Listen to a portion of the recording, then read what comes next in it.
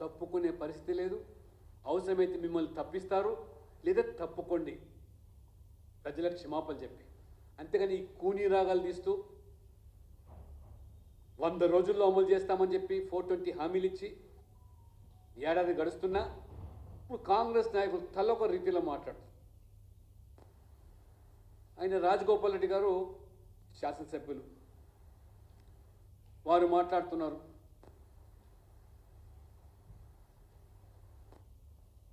ఇవాళ గ్రామాల్లో తిరుగుతూ ఉంటే ప్రజలు తిరగబడుతున్నారు, రైతు భరోసా అడుగుతున్నారు, రైతు బంధు గురించి ప్రస్తావిస్తున్నారు, రుణమాఫీ అడుగుతూ ఉన్నారు.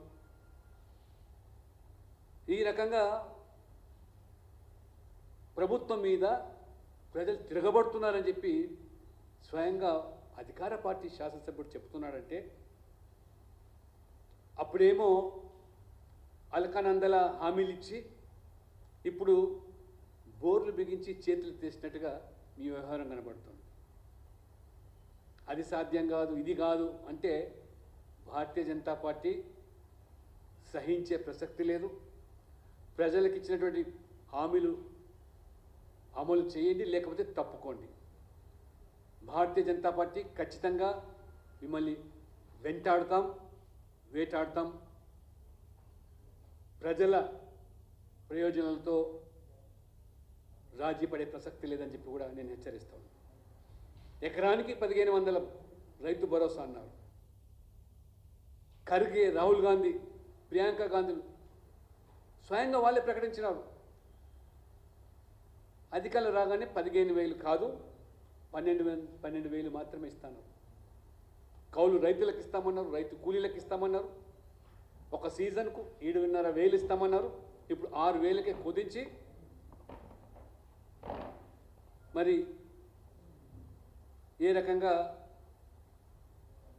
ఏడాదికి 3,000 కోత విధించి రైతులకు ఒక ఏడాది ఒక సీజన్ ఎగ్గొట్టి ఇవాళ ఏ రకంగా మోసం చేస్తున్నారో. 2 లక్షల రుణమాఫీ, దాదాపు 20-30 లక్షల మంది రైతులకు ఎగ్గొట్టి రైతు భరోసాను గందరగోళం చేసి గ్యాస్ సిలిండర్ 500 అందరికీ అందటం లేదు.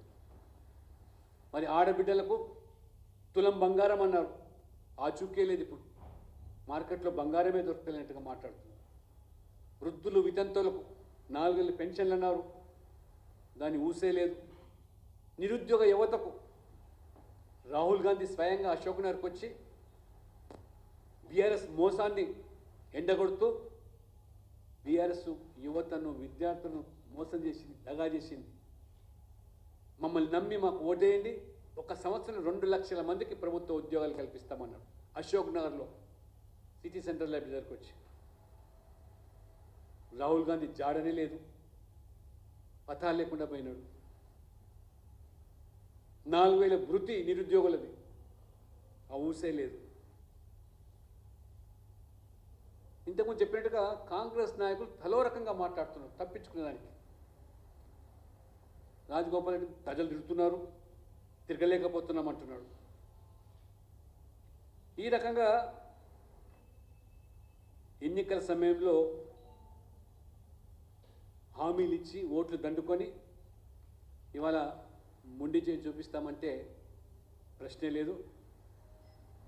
ఈరోజు తెలంగాణలోనే కాదు, కర్ణాటకలో కూడా, హిమాచల్ ప్రదేశ్లో కూడా కాంగ్రెస్ ప్రజలు మోసం చేసింది.